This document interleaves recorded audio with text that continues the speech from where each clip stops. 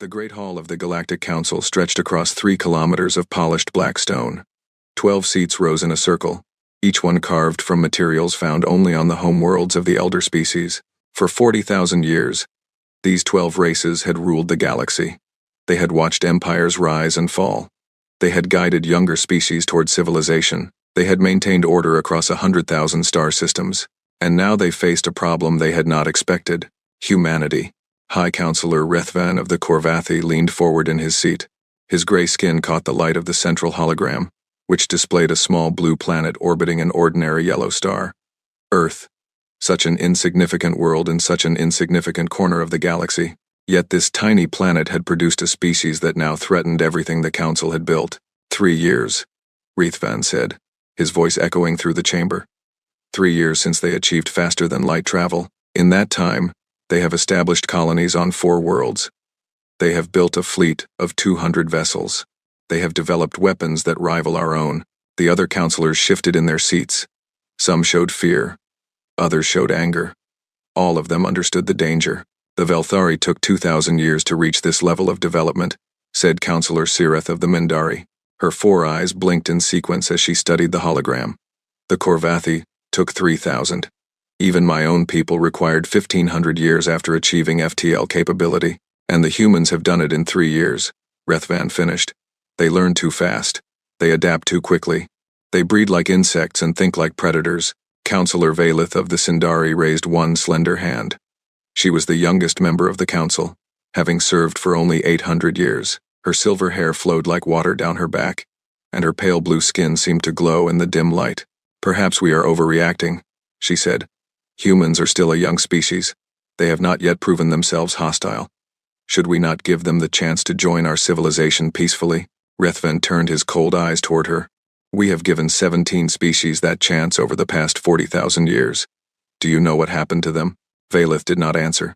She knew the history well enough. They grew strong, Rethvan continued. They challenged our authority. They threatened the stability we had worked so hard to create, and so we were forced to take action. We contained them, we controlled them, we ensured they could never threaten the greater good of the galaxy. He gestured toward the hologram, and it changed to show images of those 17 species. The Velthari, once proud warriors, now served as laborers in Korvathi factories. The Drethani, who had dreamed of building their own empire, had been reduced to a servant class. The Orinthi, the Selvani, the Krothax, all of them had been broken, their cultures destroyed, their potential crushed beneath the weight of council authority. These species were dangerous, Rethvan said, but they were nothing compared to humans. The others took centuries to become threats. Humans are becoming a threat in decades. If we wait too long, we will not be able to stop them. The chamber fell silent. The counselors looked at each other, and in their ancient eyes, there was a shared understanding. They had not maintained power for 40,000 years, by showing mercy to those who might one day challenge them. What do you propose? Asked Counselor Thrinix of the Ashkari.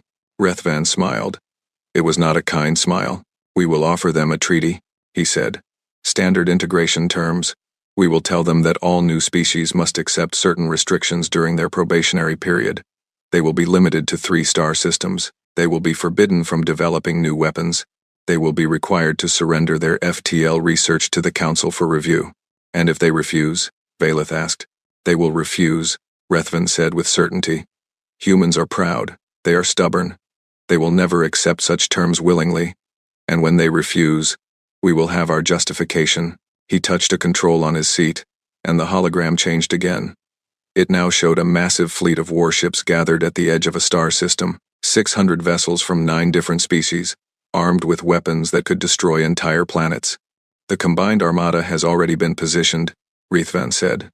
They wait at the edge of the Sol system, hidden from human sensors. When humanity rejects our treaty, the fleet will strike. Their colonies will fall within hours. Their homeworld will be surrounded within a day. And their species will learn what happens to those who threaten the Council's authority. Valith stared at the hologram of the fleet. Her stomach turned with unease, but she said nothing. She had learned long ago that speaking against Rethvan was pointless. He had the support of the other counselors. He had the power of the Korvathi military behind him. And he had the cold certainty of someone who had done this many times before. I will go myself, she said finally. I will deliver the treaty to the humans. Perhaps I can convince them to accept. Rithvan's smile widened. I appreciate your optimism, Valeth, but do not waste too much effort. The outcome is already decided. 3 weeks later, Ambassador Valeth's diplomatic vessel entered the Sol system. She had traveled to many worlds during her centuries of service. She had seen planets of crystal and ice, worlds where the sky burned with eternal fire, moons that sang with the voices of ancient machines. But she had never seen a system quite like this one. It was so ordinary. A yellow star, 8 planets, countless rocks and debris floating in the void. There was nothing special about it, nothing that would explain why this unremarkable corner of the galaxy had produced such a remarkable species. Her ship's sensors detected the human vessels long before she reached Earth. 200 of them, scattered throughout the system in patrol patterns that revealed a surprising level of tactical sophistication. They had been expecting her. Of course they had. The Council had announced her visit weeks in advance. What surprised Valeth was the design of the human ships. They were ugly things, all sharp angles and exposed weapons. They lacked the elegant curves of Sindari vessels or the organic shapes of Mindari cruisers, but there was something about them that made her uncomfortable. They looked like tools designed for a single purpose: war. She pushed the thought away as her ship approached Earth. The planet grew larger in her view screen, its blue oceans and green continents glowing in the light of its sun. It was beautiful, she had to admit, a living world, teeming with life. It seemed almost cruel to think about what would happen to it if the humans refused the treaty. Her ship landed on a platform outside the United Earth Parliament building in Geneva. A delegation of humans waited for her, dressed in formal clothing that seemed uncomfortable and impractical. Their leader was a woman named Director Chen Wei, who served as the head of Earth's diplomatic corps. Valeth studied the humans as she descended from her vessel. They were smaller than she had expected, with soft skin and fragile bodies. Their eyes were small and weak, unable to see the full spectrum of light that Sindari eyes could perceive. Their lifespans were pathetically short, a mere century if they were lucky. And yet there was something in their eyes that gave her pause. A sharpness, a hunger. These were not the eyes of prey animals. These were the eyes of predators. Welcome to Earth, Ambassador Valeth, Director Chen said with a bow. We are honored by your visit. Valeth returned the gesture. Thank you, Director Chen. I bring greetings from the Galactic Council. We are pleased that humanity has joined the community of spacefaring species. The pleasantries continued as they walked into the Parliament building. Valeth noted everything she saw. The security guards with their primitive projectile weapons, the surveillance systems that watched from every corner, the nervous energy that seemed to fill the air. The humans were excited about this visit. They saw it as a new beginning, a chance to take their place among the stars. They had no idea what was really coming. The treaty presentation took place in the Parliament's main chamber. Representatives from every nation on Earth had gathered to hear the Council's offer. They sat in rows of seats that rose toward the ceiling, their faces a mix of hope and suspicion. Valeth stood at the center of the chamber, her silver hair catching the light of the holographic displays around her. She had given this speech many times before, to many different species. The words came easily. The Galactic Council welcomes humanity to the interstellar community, she began. For 40,000 years, we have guided younger species toward peace and prosperity. We have shared our knowledge, our technology, our wisdom, and now we extend the same offer to you. She gestured, and a holographic display of the treaty appeared in the air above her. These are the standard integration terms that all new species must accept. They are designed to ensure stability during your probationary period. Once you have proven yourselves trustworthy, these restrictions will be lifted, and you will enjoy full membership in the galactic community. She outlined the terms: the limitation to 3-star systems, the ban on weapons development, the surrender of FTL research. As she spoke, she watched the faces of the human representatives. She saw confusion turn to disbelief. Disbelief turned to anger. Director Chen was the first to speak. Ambassador, these terms seem restrictive. You mentioned that all new species must accept them. Can you provide examples of other species that have gone through this process? Valeth had prepared for this question. Of course, the Velthari, the Drethani, and the Orinthi all accepted similar terms during their integration periods. They are now valued members of the galactic community. It was not technically a lie. Those species were members of the galactic community. They simply had no power, no freedom, and no future. But the humans did not need to know that. A murmur ran through the chamber. The representatives whispered to each other, their faces dark with suspicion. Valeth felt a flicker of something she had not expected. Guilt. She pushed it away. This was necessary. The council knew what was best for the galaxy. Humans were dangerous. They had to be controlled before they became uncontrollable. "We will need time to consider your offer," Director Chen said finally. "These are significant decisions that affect the future of our entire species." Valeth nodded. "Of course. The council understands. You have 7 days to accept or reject the treaty. After that, we will need an answer." She did not mention what would happen if they rejected it. She did not need to. The humans would learn soon enough. The next 7 days were the longest of Valeth's life. She remained on Earth, officially to answer questions and provide guidance.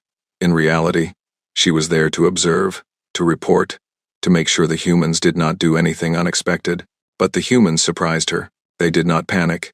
They did not argue among themselves. Instead, they came together with a unity that she had rarely seen in any species. Representatives who had been political enemies for decades now worked side by side. Scientists shared research freely. Military leaders coordinated their forces without jealousy or rivalry. Valeth watched them through surveillance drones that floated invisibly through their cities. She saw parents holding their children, promising them that everything would be all right. She saw soldiers training harder than ever, preparing for a threat they did not fully understand. She saw scientists working through the night, desperately trying to understand the technology that might soon be used against them. And she saw something else. Something that troubled her more than anything. Hope. These humans believed they could survive. They believed they could overcome whatever challenges lay ahead. They had faced extinction before ice ages, plagues, wars that killed millions, and they had always survived. They looked at the stars with the same determination that their ancestors had shown when they crossed oceans in wooden boats. On the 5th day, Valeth received a message from High Counselor Rethvan.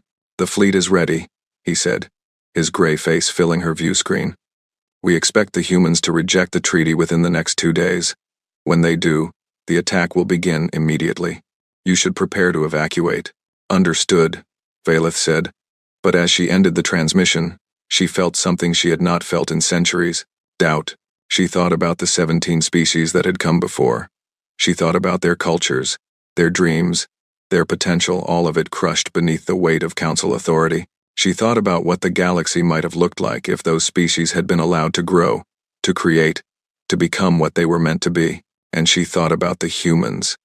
These strange, fragile, impossibly determined creatures who had somehow achieved in 3 years what other species took millennia to accomplish. What might they become if they were given the chance? But it was too late for such thoughts. The fleet was in position. The attack was planned, and Valeth was just one counselor against 11. She could do nothing but watch. On the 7th day, Director Chen requested a final meeting. They met in a small conference room, just the two of them.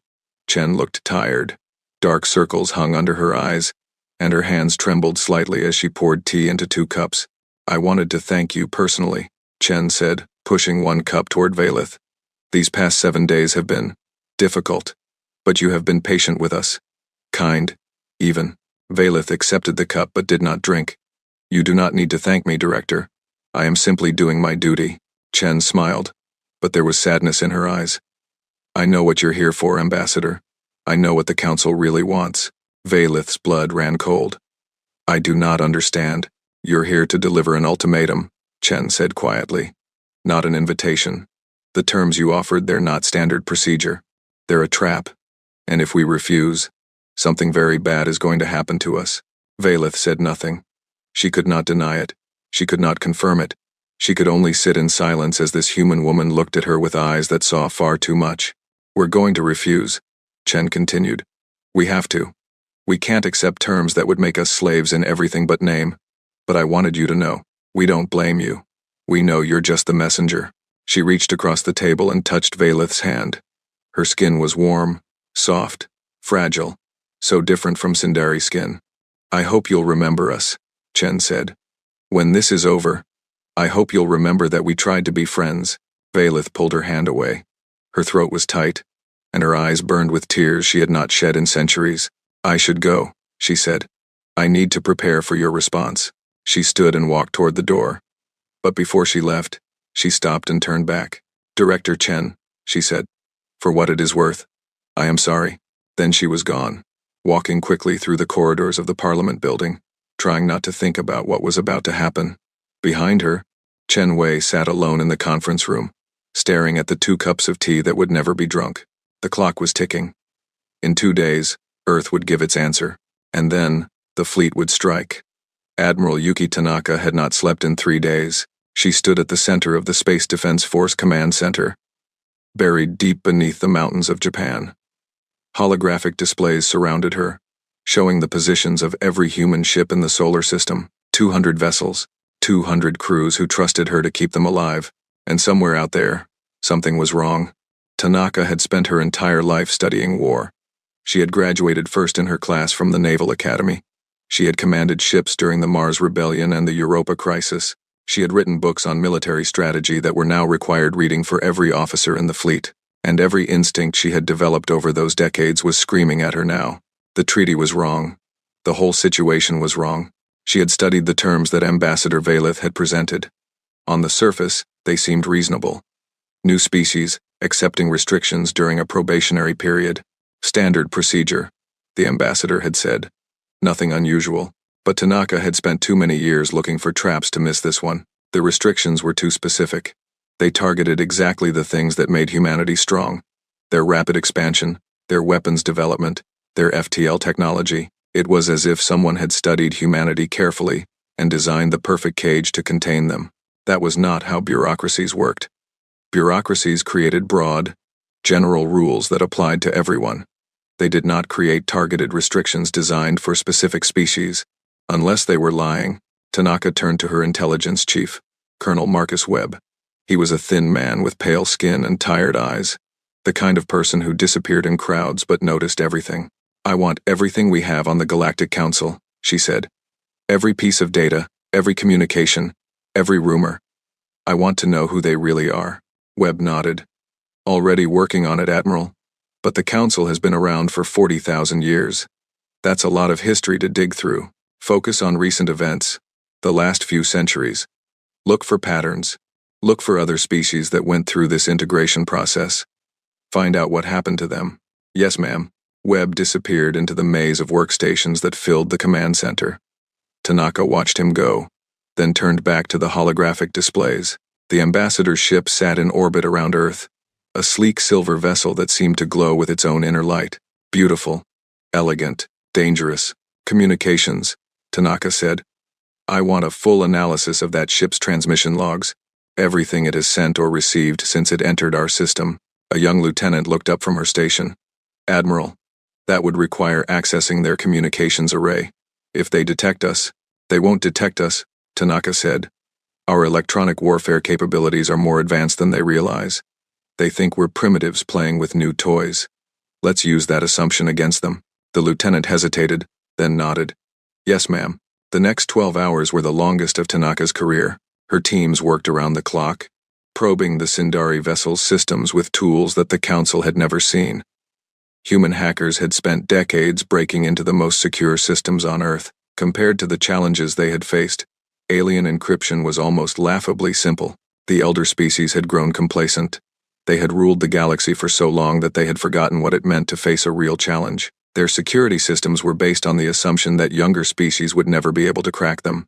They had not counted on humanity. The first breakthrough came at 0300 hours. Lieutenant Kim Soo-yeon, a brilliant young cryptographer who had been recruited straight out of university, managed to access the ship's internal communications network. From there, she traced the connections back to the Council's main servers, and what she found changed everything. "Admiral," Kim said, her voice trembling. "You need to see this." Tanaka walked to her station and looked at the screen. It showed a map of the Sol system, with Earth at the center. But there was something else on the map, something that should not have been there. 600 icons, arranged in a formation just beyond the orbit of Neptune. Ships, warships, an entire armada hidden at the edge of their system. "How did we miss this?" Tanaka demanded. "They're using some kind of stealth technology," Kim said. "Our sensors can't detect them, but their own communications reference them constantly. They call it the Combined Armada. 600 vessels from 9 different species." Tanaka stared at the screen. Her mind raced through the implications. An armada that size could destroy Earth's entire fleet in a matter of hours. They could bombard the planet from orbit, reducing cities to ash. They could land troops on every continent simultaneously, and they had been waiting there, hidden, while the ambassador smiled and talked about integration. "What else have you found?" Tanaka asked. Kim's hands trembled as she pulled up more files. "Everything, Admiral. The Council's private deliberations, their attack plans, their entire history." She pressed a button, and a recording began to play. It showed the Council chamber, with High Counselor Rethvan speaking to the other members. "Humans are infant predators," Rethvan said, his voice dripping with contempt. "They must be declawed before they learn to hunt. If we wait too long, they will become uncontrollable. Better to crush them now, while they are still weak." Another counselor spoke. "What about their potential? Some of our scientists believe they could achieve great things if properly guided." Rethvan laughed. It was an ugly sound. "We do not guide potential threats. We eliminate them. The humans will be subjugated, their military destroyed, their population re-educated. In a century, they will be just like the Velthari and the Drithani, useful servants who know their place." The recording ended. Tanaka stood in silence, her jaw clenched tight. Around her, the command center had gone quiet. Every officer was staring at the screen, their faces pale with shock. "There's more," Kim said quietly. "They've done this before. 17 times over the past 40,000 years. Every species that showed too much potential was targeted, conquered, and reduced to servitude. The Council doesn't integrate new species. It crushes them." She pulled up images of those 17 species. The Velthari, once warriors, now broken. The Drethani, their cities in ruins. The Orinthi, their culture erased. Species after species, their stories all the same. Contacted by the Council, offered a treaty, then destroyed when they refused. "They never had a chance," Kim said. "None of them knew what was coming. They trusted the Council. They believed the lies." Tanaka took a deep breath. She had been prepared for bad news. She had not been prepared for this, but she was a soldier. She had trained her entire life to face impossible situations, and right now, her people needed her to be strong. "Download everything," she ordered. "Every file, every recording, every piece of evidence. Then erase our tracks. I don't want them to know we were in their systems." "What are we going to do with it?" Webb asked. Tanaka looked at the image of the hidden fleet. 600 warships, waiting to destroy her world. An enemy that had been doing this for 40,000 years. A trap that had claimed 17 species before them. The Council expected humanity to be like the others. Alone, ignorant, helpless. They were about to learn how wrong they were. "We're going to show the galaxy the truth," Tanaka said. "But first, we need to show our own people. Get me a secure line to Parliament. I need to speak with the Emergency Council immediately." 4 hours later, Tanaka stood before the combined leaders of Earth. The Emergency Council consisted of the most powerful people on the planet. Presidents, prime ministers, generals, and admirals. They had gathered in a secure bunker beneath Geneva, connected to each other through quantum encrypted communication links that could not be intercepted. Tanaka showed them everything. The hidden fleet, the Council's deliberations, the fate of the 17 species, the planned attack that would begin the moment humanity rejected the treaty. When she finished, the room was silent. Some of the leaders looked frightened. Others looked angry. All of them looked sick. President Morrison of the North American Union was the first to speak. "How long do we have?" 2 days, Tanaka said. "Maybe less. The moment we give our answer to the treaty, the fleet will strike. They're expecting us to refuse. They want us to refuse. It gives them the excuse they need. And if we accept?" asked Premier Liu of the Asian Confederation. "Then we become slaves," Tanaka said bluntly. "Like the Velthari, like the Drithani. We surrender our ships, our weapons, our freedom. We spend the next century being re-educated until we forget what it meant to be human." Prime Minister Okonkwo of the African Alliance slammed her hand on the table. "Then we fight. We may be outgunned, but we will not go quietly." "Fighting is not enough," Tanaka said. "Our fleet is outnumbered 3-1. Even if we threw every ship we have at them, we would lose. The Council has been doing this for 40,000 years. They know how to crush a younger species. Then what do you suggest?" Morrison asked. Tanaka stepped forward, her eyes blazing with determination. "We don't just fight. We change the rules of the game. The Council's power is based on two things: secrecy and isolation. They keep their actions hidden from the galaxy, and they make sure that each species they target is alone, with no allies to help them. She gestured to the holographic display, which now showed a map of the galaxy. Thousands of star systems, thousands of species, all connected by trade routes and communication networks. What if we took away both of those advantages? Tanaka said. What if we showed the entire galaxy what the Council has done? What if we revealed the truth about the 17 species? What if we proved that the Council's integration process is nothing but slavery? The leaders looked at each other. Hope began to flicker in their eyes. We've been working on something, Tanaka continued. A communication system based on quantum entanglement. It can transmit information instantaneously across any distance. The Council doesn't know we have it. They don't even know it's possible. She pulled up a schematic of the system. It was humanity's greatest secret. A network of communication satellites hidden throughout the solar system, capable of broadcasting a signal to every corner of the galaxy simultaneously. We built this for emergencies, Tanaka said. We never imagined we would need it so soon, but it gives us an opportunity that no other species has ever had. We can tell our story to everyone. We can expose the Council's lies, and we can do it before they have a chance to silence us. Premier Liu leaned forward. And then what? Exposing the truth will not stop 600 warships. No, Tanaka agreed. But it will change the context of our fight. Right now, the Council can claim they are bringing order to a chaotic species. If we expose them first, they become the aggressors. Other species will see what they really are. Some might even help us, or they might be too afraid to act, Okonkwo said. Perhaps. But fear can change to anger very quickly, especially when people learn they have been lied to for millennia. President Morrison stood up. There's something else you haven't mentioned, Admiral. Even if we expose the Council, even if we rally the galaxy to our side, we still have to survive the initial attack. 600 warships, remember? How do we stop them? Tanaka smiled. It was not a pleasant smile. It was the smile of a predator that had been hiding its true strength. Project Prometheus, she said. The room went silent. Project Prometheus was Earth's most classified military program. Even most of the people in this room did not know the details. For the past 5 years, we have been developing a weapon system unlike anything the galaxy has ever seen, Tanaka explained. Gravity spike drones.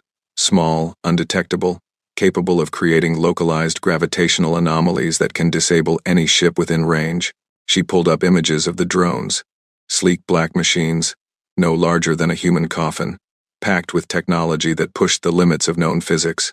We have 300 of them, Tanaka continued. They were launched months ago on ballistic trajectories, completely silent, completely invisible. Right now, they are positioning themselves around the Council's fleet. She looked at the assembled leaders, her eyes hard with determination. The Council thinks they are hunting us. They do not realize that we have been hunting them. President Morrison sat back in his chair. For the first time since the meeting began, there was a spark of hope in his eyes. What do you need from us, Admiral? I need authorization to proceed, Tanaka said. I need you to trust me, and I need you to understand that what we do next will change humanity's place in the galaxy forever. We will not be the prey the Council expects us to be. We will show them and everyone else exactly what humans are capable of. The leaders looked at each other. Silent messages passed between them. Decisions were made without words. Finally, Morrison nodded. You have our authorization, Admiral Tanaka. Do what needs to be done. Tanaka saluted. Yes, sir. And I promise you this. When this is over, the galaxy will know our name. Not as victims, not as servants, as equals. She turned and walked out of the chamber, her mind already racing through the thousands of details that needed to be coordinated. In 2 days, the Council would expect an answer. They were going to get one, but it would not be the answer they expected. Outside the bunker, Tanaka looked up at the night sky. The stars glittered above her, cold and distant. Somewhere out there, 600 warships waited to destroy her world. 12 ancient rulers plotted humanity's enslavement. A galaxy of species lived in ignorance of the truth. All of that was about to change. We're coming for you, Tanaka whispered to the stars. And you have no idea what you've woken up. Then she walked back inside. There was work to be done. The next 48 hours would decide the fate of humanity. And Yuki Tanaka intended to make sure that fate was one her species had chosen for themselves.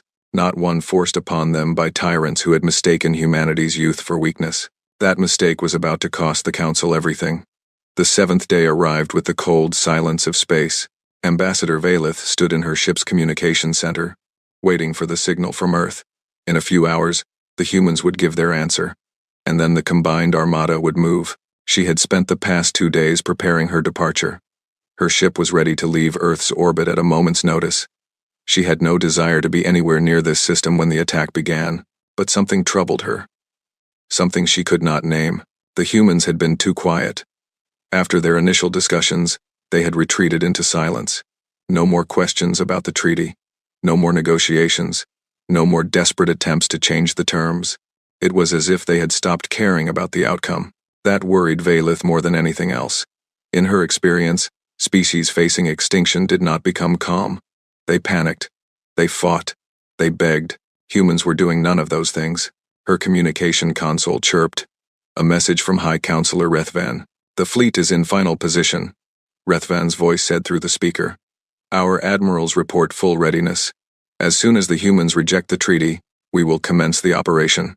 Estimated time to complete subjugation: 16 hours. Understood," Valeth replied. "I will inform you as soon as we receive Earth's response." The connection closed. Valeth stared at the blank screen for a long moment, then turned to look out the viewport at the blue planet below. Earth. Such a small world. Such a young species. In a few hours, they would learn what it meant to challenge the natural order of the galaxy. At exactly noon, Greenwich Mean Time, the humans made their move, but it was not the move anyone expected. Across the galaxy, communication systems suddenly came alive. Every species, every world, every ship with a receiver, picked up the same signal at the same instant. It was impossible. Signals could not travel faster than light, and yet there it was, broadcasting on every frequency, in every language, in formats that every species could understand. A human woman appeared on screens throughout the galaxy. She wore a military uniform decorated with medals and ribbons. Her face was calm, but hard, like stone carved by centuries of wind. Behind her stood the flags of every nation on Earth, united for the first time in human history. "My name is Admiral Yuki Tanaka of the United Earth Space Defense Force," she began. "I am speaking to every sentient being in the galaxy. What I am about to tell you will change everything you think you know about the Galactic Council." On her ship in orbit around Earth, Ambassador Valeth stumbled backward in shock. How was this possible?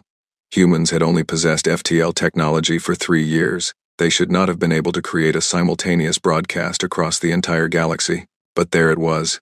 Proof that everything the Council believed about humanity was wrong. For the past 7 days, the Galactic Council has been negotiating with Earth, Tanaka continued.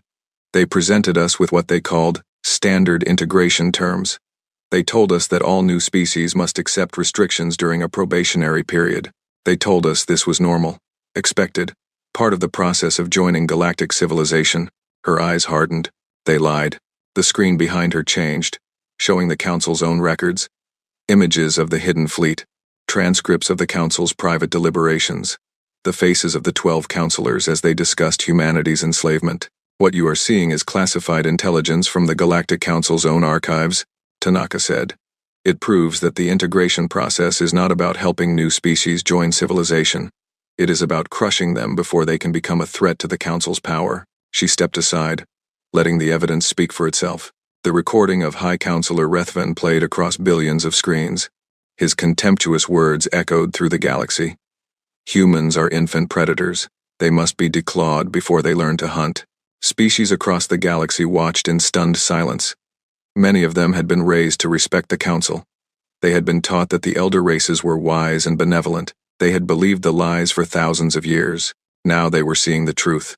"This is not the first time the Council has done this," Tanaka continued. "Over the past 40,000 years, they have targeted 17 species. Every one of those species was destroyed, subjugated, or reduced to servitude. Their cultures were erased. Their potential was crushed. And the galaxy was told nothing." Images appeared on the screen. The Velthari, working in Korvathi factories, their warrior spirit broken. The Drithani, living in slums on their own homeworld while their cities lay in ruins. The Orinthi, their language forbidden, their children taught to forget their heritage. You have been told that these species integrated peacefully into galactic society, Tanaka said. That is a lie. They were conquered, enslaved, destroyed. And the Council has been planning to do the same thing to humanity. On the bridge of the Combined Armada's flagship, Admiral Kreshtar of the Korvathi watched the broadcast with growing horror. This was not supposed to happen. The humans were supposed to be ignorant, helpless, easy to control. Shut down this transmission, he ordered. Now, his communications officer worked frantically at her console. I cannot, Admiral. They are using some kind of quantum entanglement technology. We cannot block it. We cannot trace it. We cannot stop it. Kreshtar's blood ran cold. Quantum entanglement communication was theoretical. The Council's own scientists had declared it impossible. And yet the humans had not only developed it, they had kept it secret until the perfect moment to use it. What else had they been hiding? The broadcast continued. To the species of the galaxy, Tanaka said. I want you to understand something. Earth does not seek war. We do not seek empire. We want only what every species wants. The freedom to grow, to explore, to become what we are meant to be. We were willing to join the galactic community as equals. The Council refused to allow that. She paused, letting her words sink in. At this moment, 600 warships of the Combined Armada are hidden at the edge of our solar system. They have been waiting there for weeks, ready to attack the moment we rejected the Council's terms. The Council planned to destroy our fleet, bomb our cities, and enslave our people. All because we had the audacity to develop too quickly. She looked directly into the camera. Her eyes seemed to reach through the screen, touching every viewer, every species, every soul across the galaxy. But we have a message for the Council, and we have a message for the galaxy. The screen behind her changed to show a tactical display of the Sol system. Earth at the center, the human fleet scattered throughout, and at the edge, the 600 icons of the Combined Armada. But there was something else on the display. 300 smaller icons, arranged in a perfect sphere around the enemy fleet. You see those small contacts surrounding the Council's Armada? Tanaka said. Those are Project Prometheus drones. They have been in position for months, waiting for this moment. Each one carries an experimental gravity spike weapon, capable of disabling any ship within range. Her voice dropped to a near whisper. But somehow it seemed even louder than before. To the admirals of the Combined Armada. Your fleet is surrounded. Your ships are targeted. Your options are limited. You came here expecting to find an easy prey. You found something else. She straightened, her posture radiating absolute confidence. To the Galactic Council. You have lied to the galaxy for 40,000 years. You have crushed 17 species. You have built an empire on fear and deception. That ends today. She paused. You assumed humanity would cower. You assumed we would negotiate. You assumed we were like the others, isolated, alone, unaware. You were wrong on all counts. We know where your fleet is. We know your attack timeline. And we know something you don't. Her smile was not kind. It was not forgiving. It was the smile of a species that had evolved on a world that tried to kill them every single day. You should have struck first. She let those words hang in the air for a long moment. To the galaxy. We are not asking you to fight for us. We are not asking you to join our war. We are simply asking you to watch. Watch what happens when the Council faces a species they cannot control. Watch what happens when their lies are exposed. Watch what happens when the hunters become the hunted. She took a deep breath. And to the 17 species that the Council has enslaved. Your chains are about to be broken. Your oppressors are about to fall. And when this is over, there will be a place for you, in a new galactic order. One where every species, regardless of age or power, has an equal voice. The transmission ended. Across the galaxy, silence fell. Billions of beings stared at their screens, trying to process what they had just witnessed. The Galactic Council, exposed as tyrants, the humans, revealed as something far more dangerous than anyone had imagined, and the promise of a new order, rising from the ashes of the old. On the subjugated worlds of the Velthari, the Drithani, and the Orinthi, something began to stir. Something that had been sleeping for centuries. Something the Council had tried very hard to destroy. Hope. In the Council chamber, chaos erupted. The 12 counselors shouted over each other, their voices rising in panic and anger. How did they know? Counselor Syrath demanded. How did they know about the fleet? How did they know about the 17 species? They hacked our systems. Rethven said. his gray face pale with shock. Somehow, they accessed our most secure databases. They know everything, and now the entire galaxy knows, Counselor Threnix said bitterly. Every species we have subjugated, every ally we have cultivated, every trade partner we have manipulated. They all saw that broadcast. What do we do?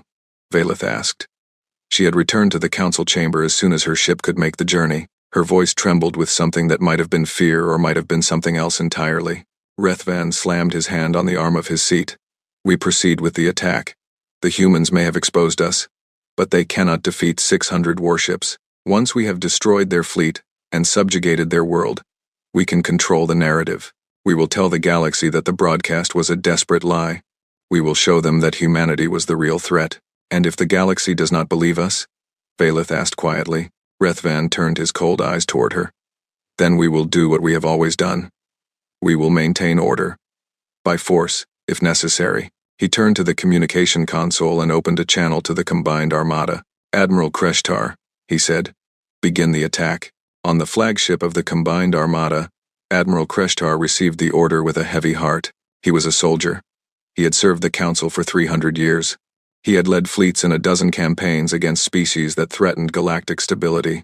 He had always believed that he was doing the right thing, that he was protecting civilization from chaos.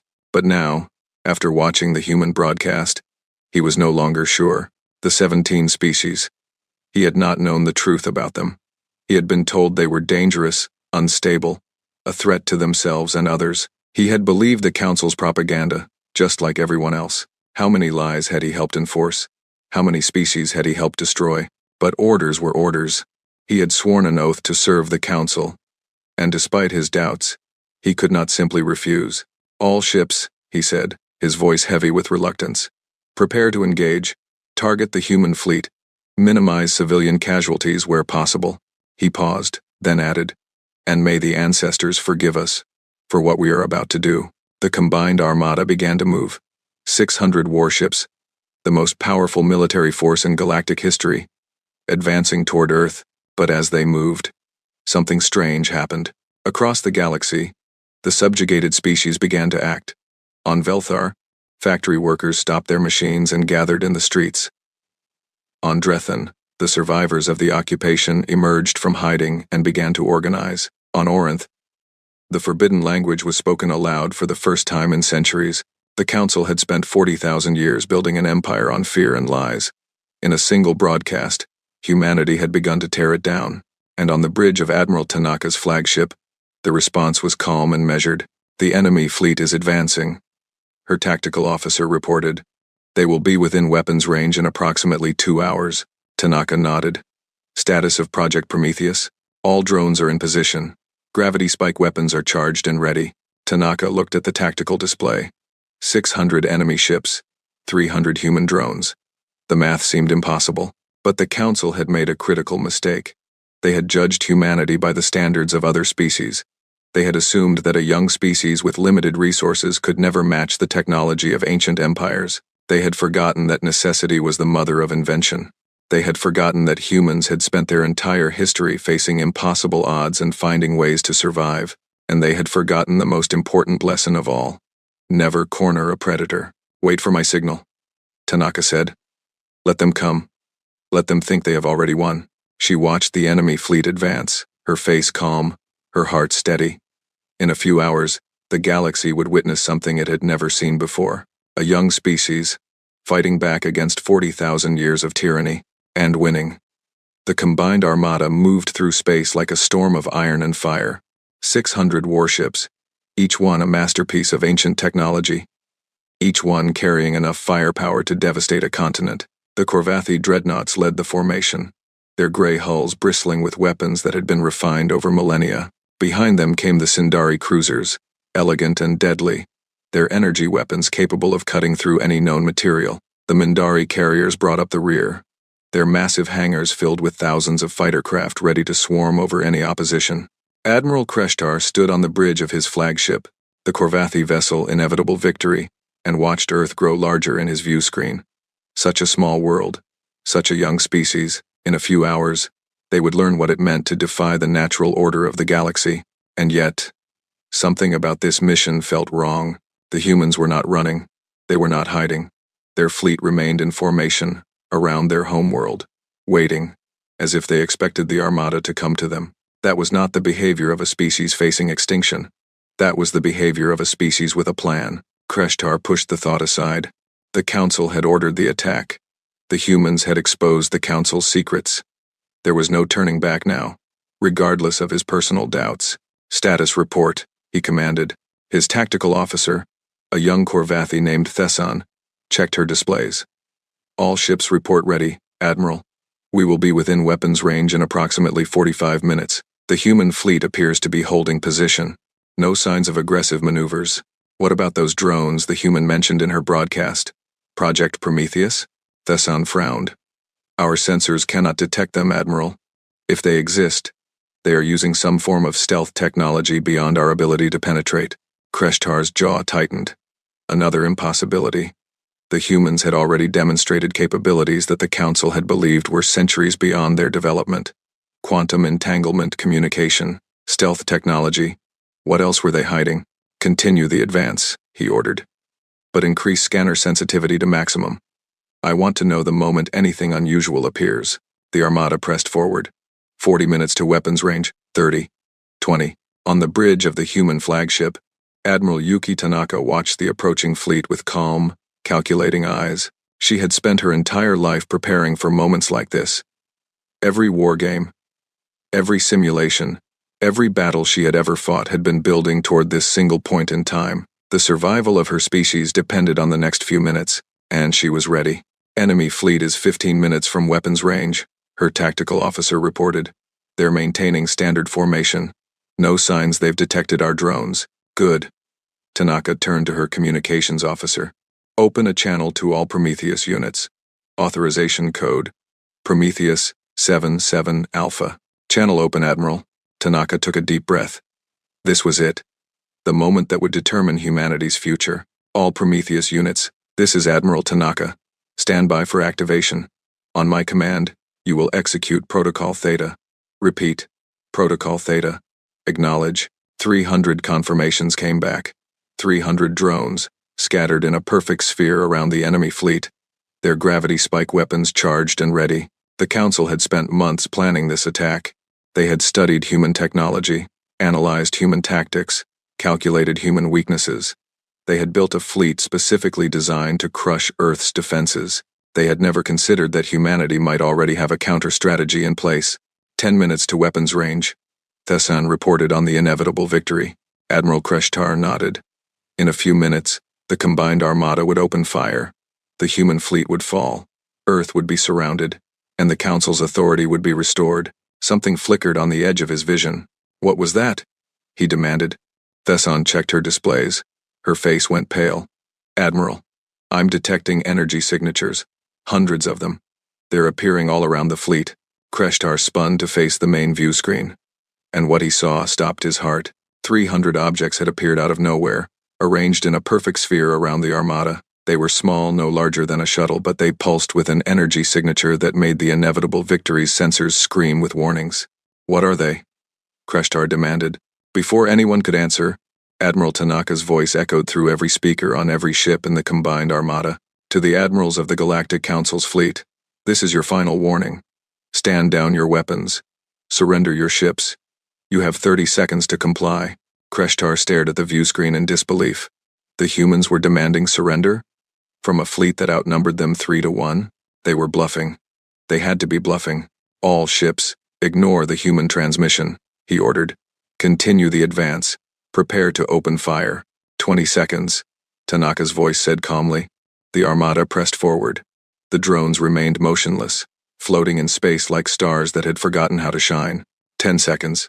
Kreshtar gripped the arms of his command chair. His instinct screamed at him to stop, to wait, to think. But he was committed now. The Council had given their orders. There was no turning back. 5 seconds. On every ship in the Armada, crews held their breath. Something terrible was about to happen.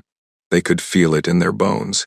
"Time's up," Tanaka said, and then the universe screamed. The Prometheus drones activated simultaneously. Each one created a localized gravitational anomaly. a point in space where the normal rules of physics simply stopped working. The effect was instantaneous and absolute. On the inevitable victory, every system failed at once. Lights went dark, engines died, weapons powered down, navigation screens went blank, the ship's artificial gravity flickered wildly, sending crew members tumbling across the deck. Kreshtar was thrown from his chair. He hit the floor hard, the impact driving the breath from his lungs. Around him, his bridge crew scrambled for handholds as the ship lurched and spun without power. "Report," he gasped. "What's happening?" No one answered. The communication systems were dead. The sensors were dead. Everything was dead. On the view screen still functional on emergency power, Kreshtar could see the rest of the fleet. 600 warships, the pride of 9 species, the most powerful military force in the galaxy, drifting helplessly in the void. The battle had lasted 14 seconds, and humanity had won. On the bridge of her flagship, Admiral Tanaka allowed herself a small smile. "Confirm status of all Prometheus units," she ordered. "All units report successful activation," her tactical officer said, his voice shaking with relief. "The enemy fleet is completely disabled. Engines, weapons, shields, everything is offline. They're sitting ducks. Casualties? None on our side. We're detecting life signs on all enemy vessels. The gravity spikes caused some injuries, but nothing fatal." Tanaka nodded. That was important. She had not wanted to kill thousands of soldiers who were just following orders. She had wanted to prove a point. The point had been proven. "Launch boarding parties," she ordered. "Standard capture protocols. Secure all vessels. Treat prisoners humanely, but take no chances. And get me a direct line to Admiral Kreshtar. I want to speak with him personally." The human fleet moved in. Dozens of assault shuttles launched from carriers, speeding toward the disabled enemy ships. Marines in powered armor prepared to breach airlocks and take control of vessels that their enemies had expected would never be threatened. On the inevitable victory, Admiral Kreshtar had managed to restore emergency power to the bridge. He stood at the viewport, watching the human shuttles approach, and felt something he had not felt in 300 years of military service. Defeat. Complete, absolute, and total defeat. His fleet had been rendered helpless without a single shot being fired. His crews were trapped in ships that could not fight, could not flee, could not even communicate with each other. The most powerful armada in galactic history had been beaten by a species that had only possessed FTL technology for 3 years. How? How was this possible? The answer came to him, slowly, painfully, like a wound that would not stop bleeding. The Council had been wrong about everything. They had judged humanity by the standards of other species. They had assumed that development followed predictable patterns, that younger species could never match the technology of elder races. They had built their entire strategy on the assumption that humans were primitive, foolish, weak. They had not understood what humanity really was. Humans did not think like other species. They did not develop like other species. They came from a world that had tried to kill them over and over again: ice ages, extinctions, plagues, wars, and each time, they had adapted. They had learned. They had become stronger. The Council had looked at humanity's short lifespans and seen a weakness. They had not realized that those short lives forced humans to think faster, act faster, achieve faster. A human scientist might have only 50 productive years to contribute to their field, so they compressed centuries of work into decades. The Council had looked at humanity's violent history and seen chaos. They had not realized that constant conflict had made humans the most experienced warriors in the galaxy. They had been fighting wars since before they discovered fire. They knew things about strategy and tactics that the elder species had forgotten millennia ago. The Council had looked at humanity's youth and seen an easy target. They had not realized that they were looking at a predator that had spent its entire existence learning how to survive against impossible odds. The communication console crackled to life. Admiral Tanaka's face appeared on the screen. "Admiral Kreshtar," she said. "I think it's time we talked." Kreshtar stared at her. This woman, this human, had just accomplished something that no one in the galaxy had ever done. She had defeated the Council's armada without firing a single weapon. "What do you want?" he asked, his voice heavy with resignation. "I want you to surrender your fleet," Tanaka replied. "Formally and officially. I want you to order your crews to stand down and accept boarding parties peacefully. And I want you to understand something." She leaned forward, her eyes burning with an intensity that made Kreshtar's blood run cold. Humanity does not seek the destruction of your people. We do not want to build an empire on the graves of other species. We simply want to be free. Free to grow, to explore, to become what we are meant to be. The Council tried to take that freedom away from us. We have proven that they cannot." She paused. "But this is not about revenge. This is about justice. For the 17 species the Council enslaved. For the billions of beings who have lived in fear for millennia. For everyone who ever looked at the stars and wondered if there was more to the universe than tyranny." Kreshtar was silent for a long moment. Then, slowly, he nodded. "I will order my crews to stand down," he said. "We will accept your boarding parties. But I must ask you something, Admiral." "Ask. What happens now? To my people? To the Council? To the galaxy?" Tanaka's expression softened slightly. "That depends on your people, Admiral, and on the Council. And on every species that has been watching this day. We have shown the galaxy that the Council can be defeated. What they do with that knowledge is up to them."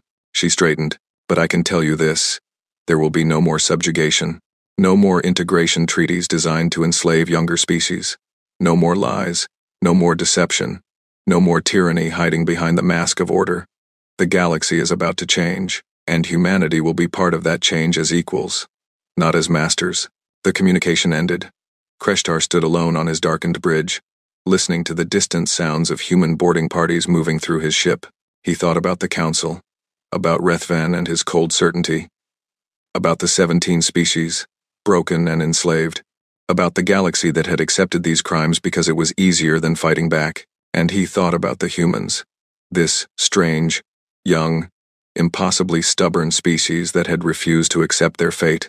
Maybe, he thought, the galaxy needed to change. Maybe it was time for something new.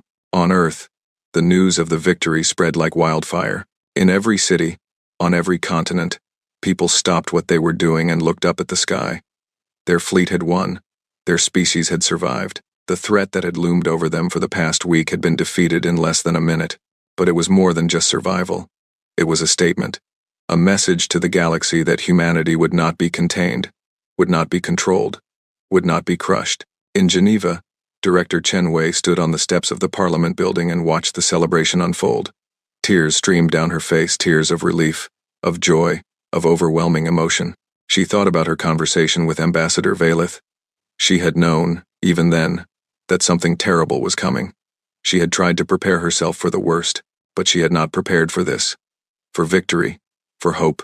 Her communicator buzzed. "A message from Admiral Tanaka, Director Chen. The enemy fleet has surrendered. We are currently securing their vessels and treating their crews as prisoners of war. I expect to have full control of the Armada within 6 hours." Chen's hands trembled as she replied. "Admiral, I don't know what to say. You saved us. You saved everyone." "I did my duty," Tanaka replied. "But this is only the beginning. The Council still exists. The galaxy is still watching. We have proven that we can fight.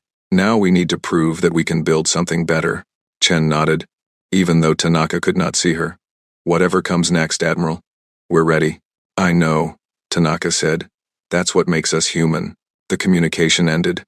Chen looked up at the sky, where the stars were beginning to appear in the darkening evening. Somewhere out there, 600 enemy ships were surrendering to human crews. Somewhere out there, alien soldiers were learning that their unbeatable armada had been beaten. Somewhere out there, the galaxy was waking up to a new reality. A reality where the young species were no longer prey. A reality where the hunters had become the hunted. A reality where humanity had taken its place among the stars, not as servants, not as slaves, but as equals. And this was only the beginning. The galaxy burned with the fire of revolution. It started small protests on a dozen worlds. Whispers in dark corners. Questions that had been forbidden for millennia suddenly spoken aloud. But within days, those sparks had grown into an inferno that no one could control.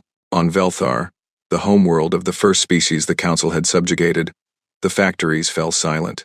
Workers who had spent their entire lives serving Korvathi masters walked away from their machines and gathered in the streets. They had seen the human broadcast. They had watched the combined armada surrender, and for the first time in 15,000 years, they believed that freedom was possible. The Korvathi overseers tried to restore order. They deployed their security forces, made threats, promised punishments. But the Velthari did not listen. They had spent too many generations being afraid. The fear was still there. But something else had grown stronger. Hope. On Drethan, the survivors of the occupation emerged from hiding. For 8,000 years, the Drethani had been forced to live in the ruins of their own cities, forbidden from rebuilding, forbidden from advancing, forbidden from being what they once were. But now they walked openly through streets that had been off-limits for millennia. They found their old temples, half buried under centuries of neglect. They found their ancient libraries, the books moldy but still readable. They found the graves of their ancestors, the warriors, the philosophers, the artists who had dreamed of building an empire among the stars, and they remembered who they were. On Orinth, the forbidden language was spoken aloud. Children learned words that their parents had never dared to teach them. Songs that had been illegal for 5,000 years echoed through villages and cities. The Orinthi danced in their squares and wept with joy, because for the first time in their history, they were not afraid. Across the galaxy, similar scenes unfolded. The 17 subjugated species, long believed to be broken beyond repair, rose up as one. They had seen the human victory. They had heard the promise of a new order, and they were ready to fight for their freedom. The council watched in horror as their empire crumbled. In the great hall on their capital world, the 12 counselors gathered for what would be their final meeting. The holographic displays showed reports from across the galaxy. Uprisings, protests, defections. Species that had been loyal allies for millennia were now demanding answers. Trade routes had collapsed. Military units refused orders.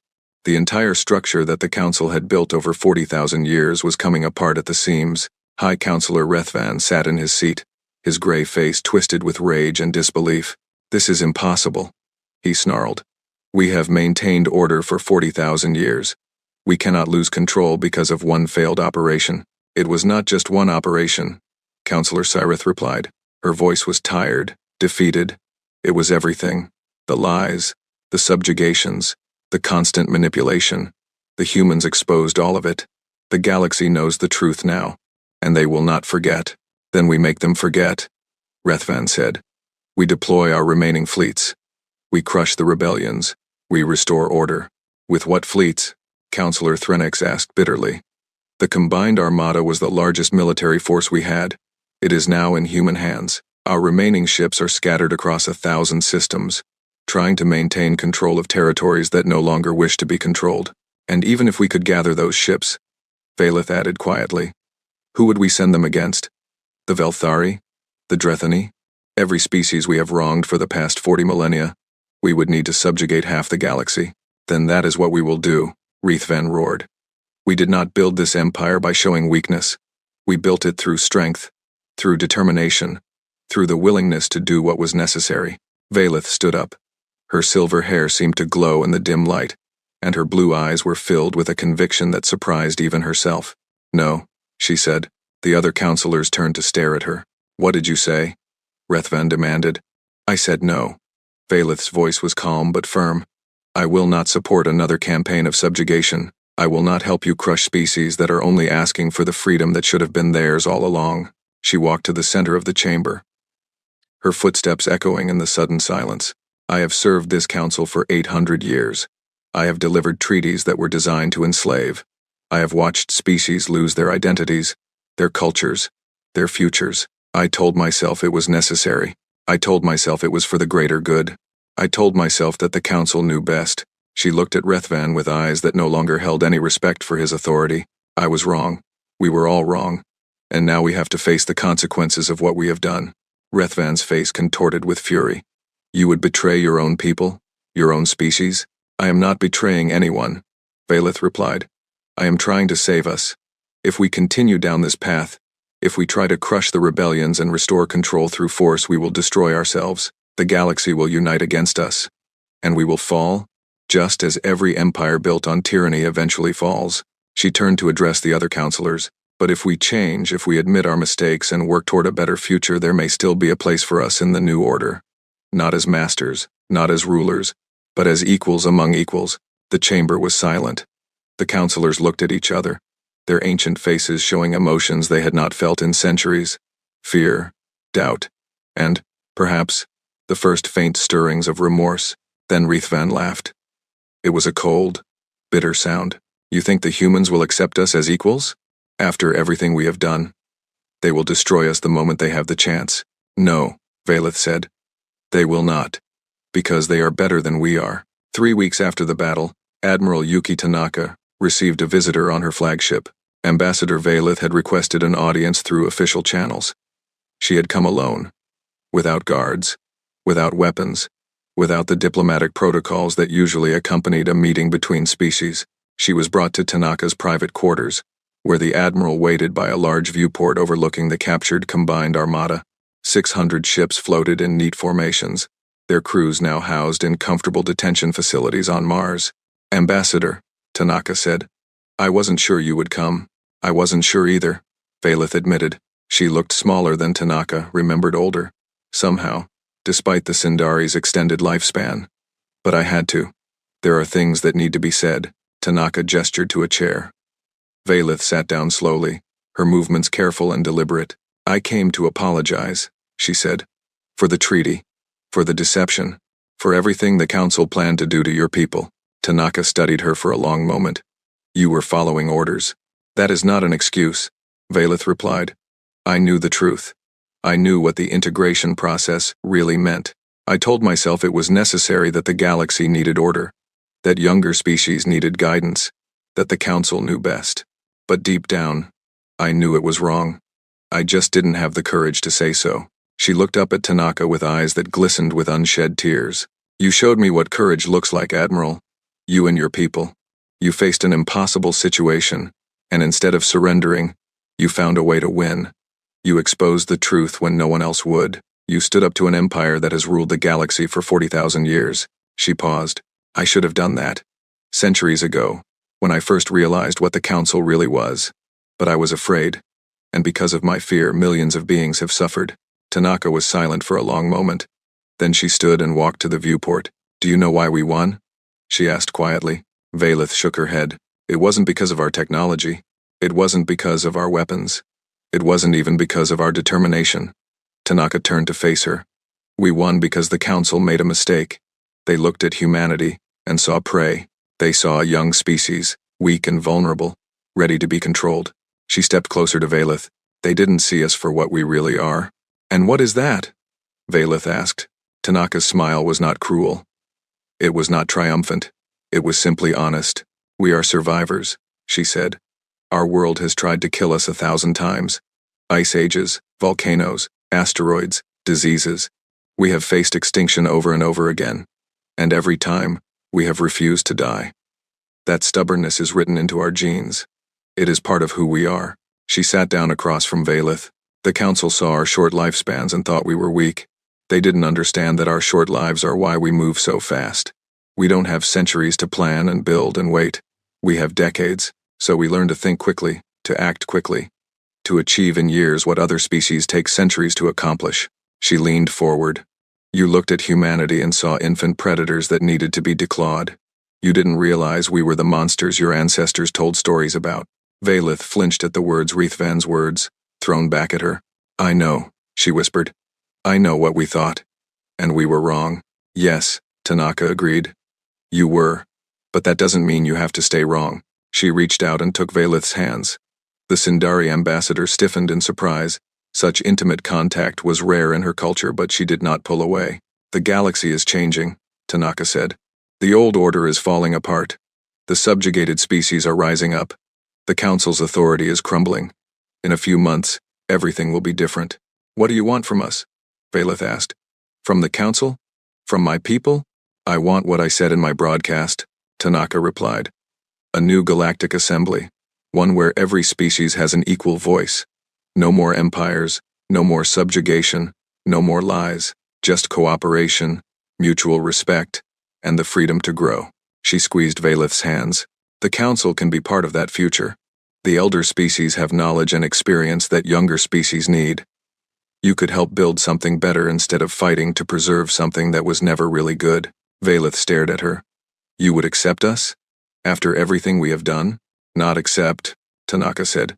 Forgiveness is not mine to give, that belongs to the species you have wronged.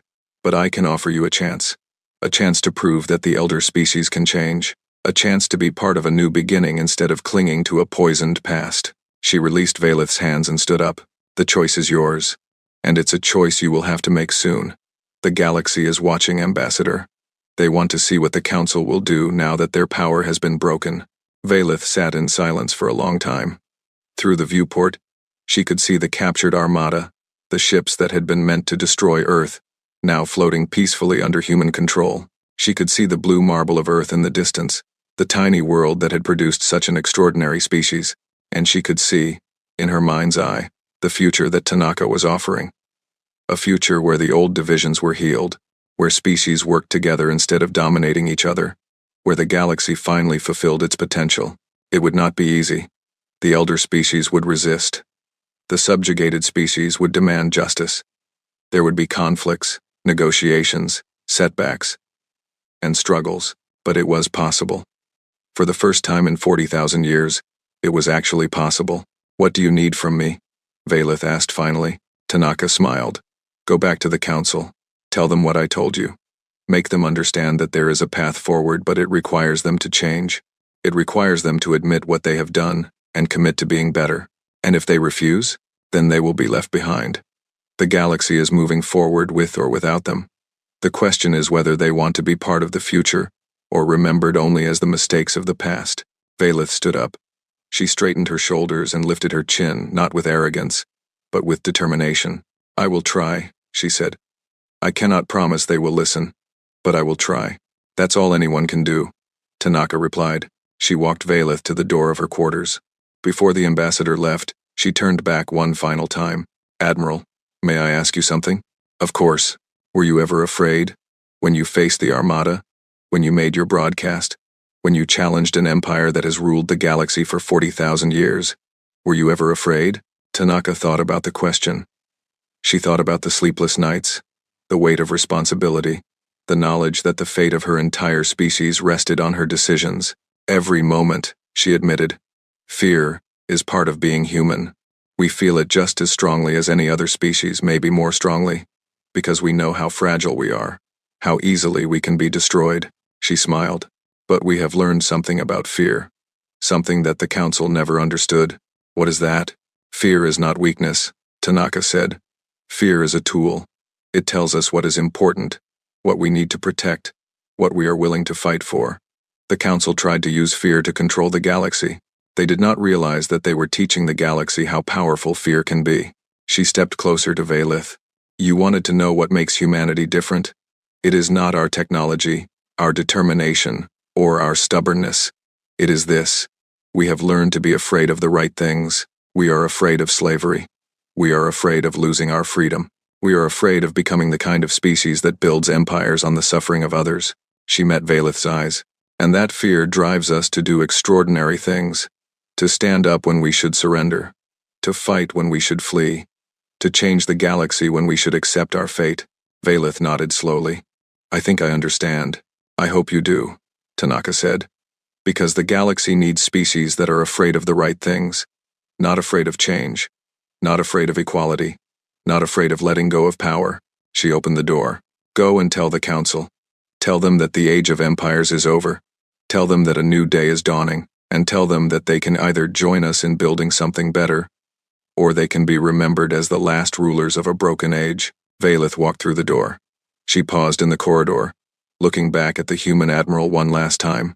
Thank you, Admiral Tanaka, for everything. Thank me when it's over, Tanaka replied. We still have a long way to go. The door closed. Valeth walked down the corridor toward the shuttle bay, her mind filled with everything she had heard. Behind her, Admiral Yuki Tanaka returned to the viewport and looked out at the stars. The galaxy was changing. The old order was falling. And humanity stood at the center of it all, not as conquerors, not as rulers, but as catalysts. The spark that had set the fire, the voice that had broken the silence. It would take years, perhaps decades, to build the new order. There would be struggles and setbacks, conflicts and compromises. But for the first time in 40,000 years, the future was not written by the few. It would be written by everyone. Tanaka smiled and whispered to the stars, We were never prey. We were never the hunted.